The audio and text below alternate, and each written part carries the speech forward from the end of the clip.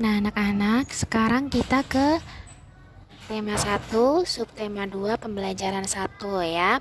Nah, di sini kita akan belajar di halaman 21 LKS. Silakan disiapkan ya. Nah, pertama, kita akan membahas tentang pertumbuhan dan juga perkembangan. Nah, pertumbuhan dan perkembangan manusia itu dimulai dari bayi hingga dewasa. Setiap manusia tidak mungkin langsung menjadi dewasa karena pasti melalui tahap pertumbuhan dan juga perkembangan. Nah, contoh pertumbuhan itu adalah dapat diartikan sebagai suatu proses bertambahnya ukuran, tinggi, dan juga berat badan. Contohnya, ya, kalian lahir dari bayi, anak-anak, remaja ya, remaja ke dewasa, lalu lansia. Nah, adapun perkembangan adalah perubahan menuju keadaan yang lebih dewasa. Nah, perkembangan ini contohnya adalah misalkan perempuan, kalian akan mengalami masa menstruasi. Nah, kalau laki-laki, kalian akan mengalami perkembangan seperti tumbuh jenggot ya, tumbuh kumis. Nah, jakunnya mulai kelihatan, lalu suaranya mulai besar. Nah, itu contoh perkembangannya. Nah, seperti itu ya. Nah, lalu kita ke ayo belajar ya. Nah, keragaman suku, agama, ras, dan antar golongan tidak boleh dijadikan sebagai penyebab perpecahan, tetapi sebaliknya dijadikan sebagai kekayaan bangsa Indonesia. Sebagai warga negara Indonesia yang baik, kita memiliki kewajiban untuk selalu melestarikan persatuan dan kesatuan dalam negara yang bersemboyan Bhinneka Tunggal Ika. Nah, adanya keragaman budaya harus menyadarkan kita akan keragaman-keragaman lainnya. Misalkan keragaman fisik. Keragaman fisik harus dijadikan sebagai alat pemersatu bangsa dalam bingkai Bhinneka Tunggal Ika. Apa itu Bhinneka Tunggal Ika? Bhinneka Tunggal Ika itu walaupun berbeda-beda tetapi tetap satu jua. Maksudnya di situ adalah meskipun berbeda-beda secara fisik, agama, ras ya, tapi Indonesia harus tetap bersatu. Nah, seperti itu ya. Salah satu contoh sikap atau perilaku yang harus ditunjukkan dalam keragaman fisik adalah kerukunan antar sesama ya. Misalkan kalian punya tetangga yang dari Papua yang memiliki ciri fisik misalkan warna kulit hitam, berambut keriting. Nah, kalian harus tetap bersikap baik ya dengan dia, tidak boleh mengejek ya, tidak boleh pilih-pilih teman dengan memandang fisik. Nah, seperti itu ya. Nah, ini contoh perilaku yang dapat mengancam kerukunan dalam keragaman fisik di lingkungan sekitar ya. Jadi yang bisa memecah belah salah satunya ada selalu memandang rendah orang yang memiliki fisik yang berbeda, tidak mau menerima adanya keragaman fisik di lingkungan sekitar ya, hanya mau berteman dengan orang-orang yang memiliki karakter fisik hampir sempurna ya, misalkan yang cantik, yang ganteng gitu ya, yang misalkan yang kulitnya hitam tidak ditemani. Nah, itu tidak boleh ya, karena itu dapat memecah persatuan. Nah, nomor 4, selalu menganggap karakter fisik dirinya paling baik ya. Misalkan selalu merasa dirinya paling cantik ya, paling ganteng ya, paling sempurna. Nah, itu tidak boleh ya. Itu namanya sombong. Itu dapat memecah persatuan. Oke, kita ke halaman selanjutnya.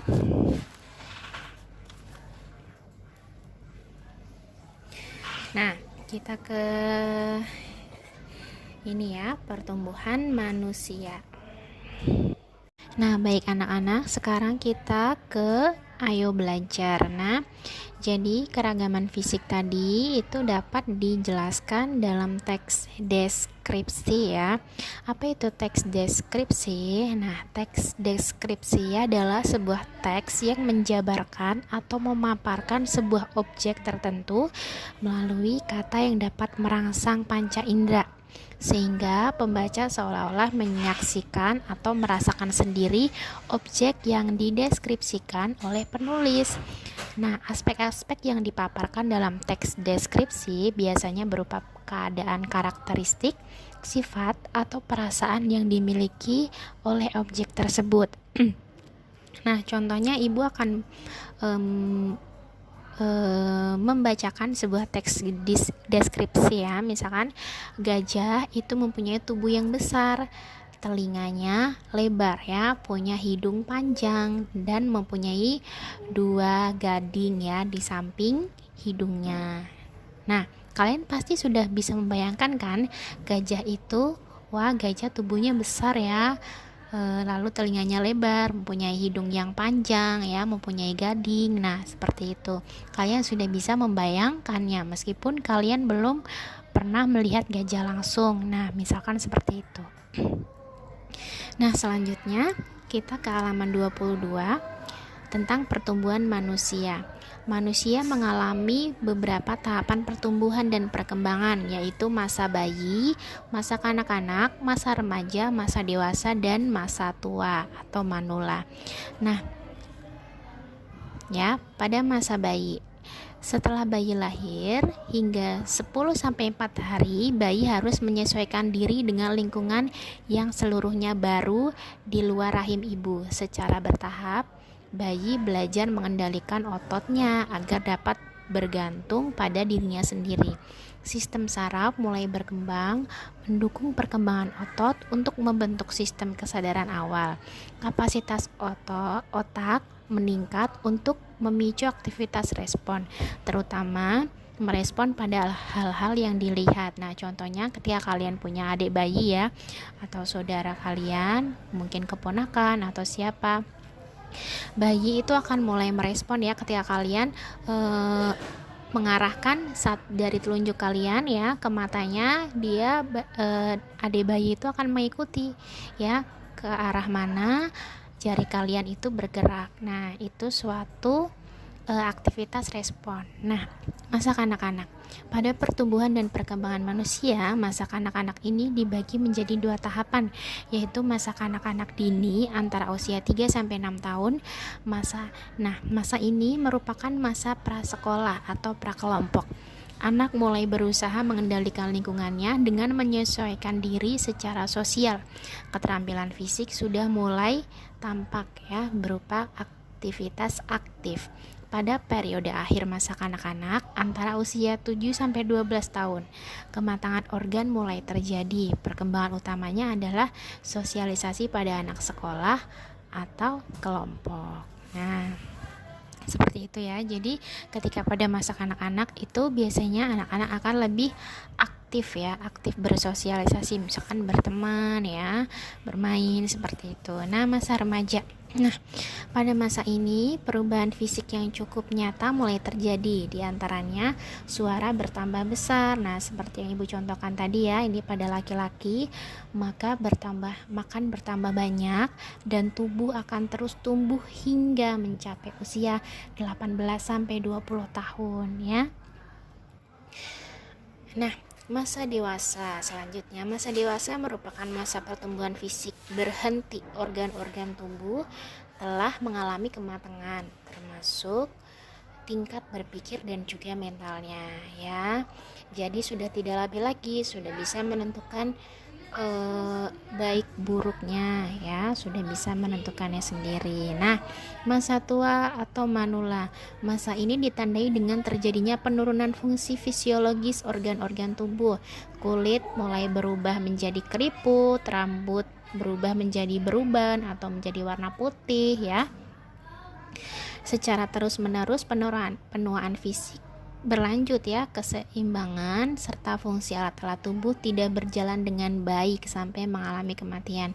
Nah, contohnya misalkan kakek nenek kalian ya, ketika mulai menua, mulai menginjak umur 60 tahun ke 60 tahun ke atas ya, berjalannya sudah tidak bisa cepat lagi atau bisa dengan alat bantu ya, seperti tongkat atau mungkin bahkan bisa dengan kursi roda ya, karena sudah tidak mampu berjalan ya, kakinya tidak lagi bekerja secara maksimal. Nah, kelima, masa tahapan perkembangan manusia di atas secara alamiah akan dialami oleh setiap manusia. Tidak ada yang dapat mengelak, mempercepat atau memperlambat tahapan perkembangan itu. Itu adalah salah satu kebesaran dari rencana Tuhan Yang Maha Esa ya terhadap kehidupan manusia. Nah, oke, kita jawab pertanyaan nomor 1. Sebutkan yang termasuk tahapan pertumbuhan dan perkembangan pada manusia. Nah, yaitu adalah masa bayi,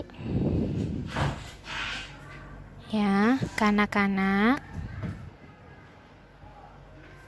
remaja, dewasa, dan lansia. Nah, nomor 2, jelaskan tentang tahapan pertumbuhan dan perkembangan pada akhir masa kanak-kanak ya. Apa tadi? Masa akhir anak-anak ya. Nah, periode masa akhir anak-anak ini antara usia 7 sampai 12 tahun. Ya, mengalami kematangan organ ya. Nah, seperti itu.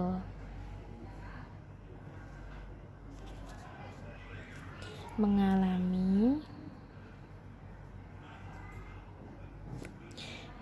kematangan organ. Nah, apa saja perubahan yang terjadi pada masa remaja? Nah, pada masa remaja ya, tadi bisa mulai tumbuh rambut,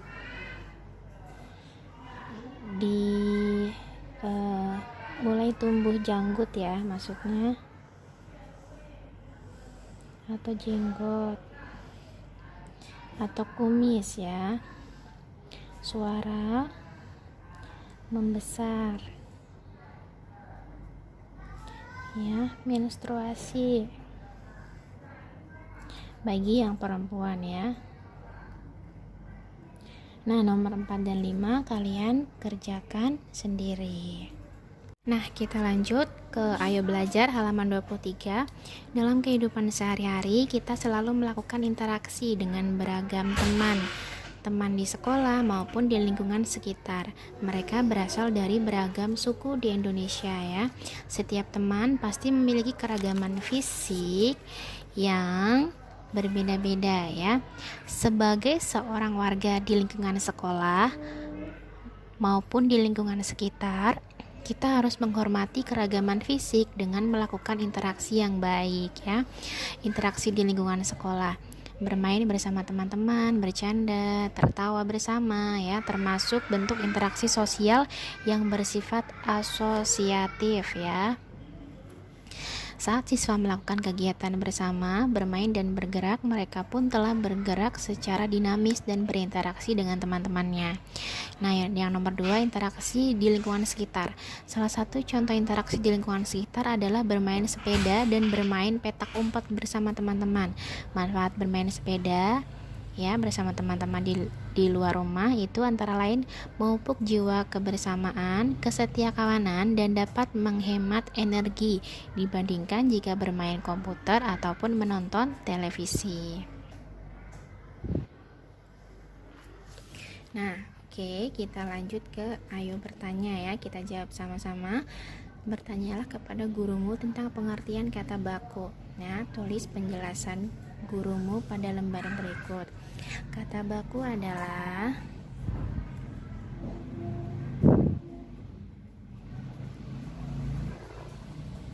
kata yang sesuai dengan kaidah KBBI ya.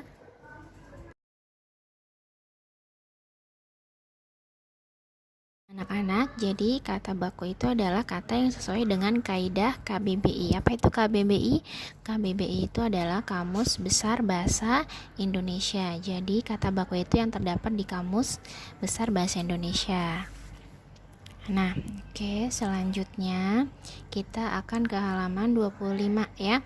Yang ayo belajar. Nah, ini ada cara penyelesaian perhitungan ya, antara bilangan ribuan dengan ribuan. Ada yang bersusun panjang dan bersusun pendek. Nah, di sini cara bersusun pendeknya ya, seperti ini ya. Ditulis dulu harus sesuai, satuan dengan satuan, puluhan dengan puluhan, ratusan dengan ratusan, ribuan dengan ribuan. Tidak boleh dibalik-balik ya, harus lurus, harus sejajar sama. Puluhan-puluhan, satuan-satuan, puluhan-puluhan, ratusan-ratusan, ribuan-ribuan. Nah, contohnya di sini 1622 ditambah 2173. Nah, 2 ditambah 3 hasilnya 5, 2 ditambah 7 hasilnya 9, 6 ditambah 1 hasilnya 7, 1 ditambah 3 1 ditambah 2 hasilnya 3. Nah, hasilnya adalah 3795. Nah, baik anak-anak.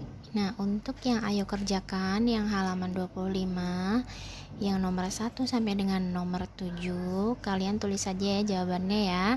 Ini sudah Ibu kerjakan. Nah, untuk nomor 8, 9, 10 kalian kerjakan sendiri ya. Caranya seperti ini. Silakan kalian skip videonya, lalu kalian tulis jawabannya ya.